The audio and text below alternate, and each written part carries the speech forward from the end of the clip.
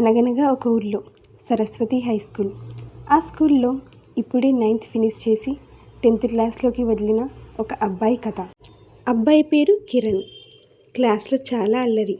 కిరణ్కి ఒక తొట్టి gang. Balu, Murali, Manoj, Shri, Ram.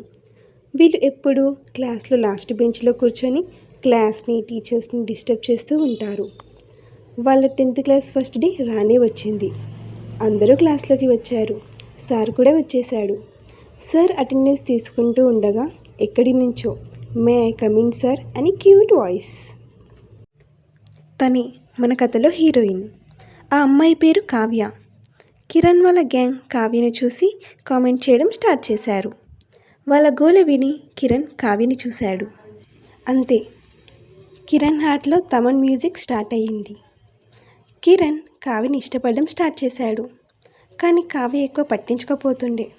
One final day Kiran కావ్యకి ప్రపోజ్ చేశాడు. కావ్య ఫస్ట్ ఒప్పుకోలేదు, కానీ తర్వాత మెల్లగా ఒప్పుకుంది.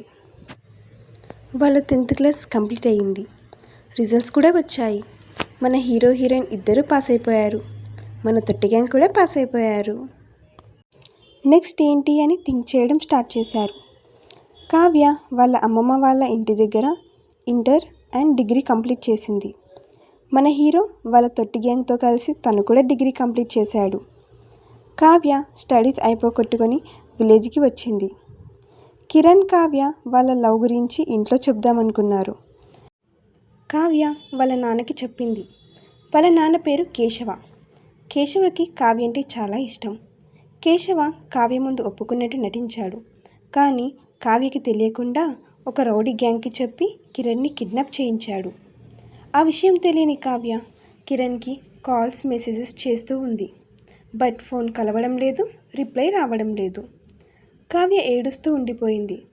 అది చూసి కేశవ కార్ యాక్సిడెంట్లో కిరణ్ చనిపోయాడు అని కావ్యకి అబద్ధం చెప్తాడు. అది విని కావ్య చాలా బాధపడింది.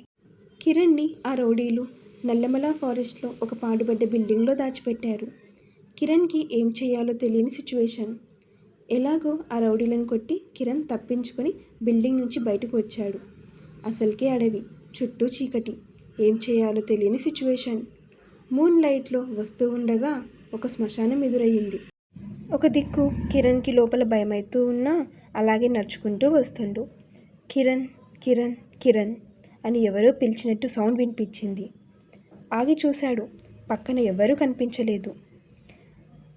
తన భ్రమ అనుకొని అలాగే నడుచుకుంటూ ఉన్నాడు. సడన్గా ముందు ఒక వింత ఆకారం నిల్చొని ఉంది. కళ్ళు మొత్తం తెల్లగా, నల్లని జుట్టు, భయంకరంగా ఉంది. కిరణ్ చూస్తూ ఉండిపోయాడు. అక్కడి నుంచి తప్పించుకొని కిరణ్ వాళ్ళ ఫ్రెండ్ దగ్గరికి వచ్చేశాడు. వాళ్ళు తిని పడుకున్నారు. మళ్ళీ తన రూమ్లో అదే గొంతు వినిపించింది. కిరణ్, కిరణ్ అని. కిరణ్ భయపడుతూ ఉన్నాడు. భయపడకు కిరణ్, నువ్వు నాకు బాగా తెలుసు అని వాయిస్ వచ్చింది. కిరణ్కి ఏం అర్థం కావడం లేదు. ఎవరు నువ్వు అని కిరణ్ అడిగాడు. నేను నీ కావ్యని. కావ్యనా? నా కావ్య మా విలేజ్లో వాళ్ళ ఇంట్లో ఉంది. సడన్గా ఆ ఆకారం మాయమైపోయింది. కిరణ్కి నైట్ మొత్తం నిద్రనే పట్టలేదు. కావ్యని చూడాలని ఉంది అని వాళ్ళ ఫ్రెండ్ని అడిగాడు.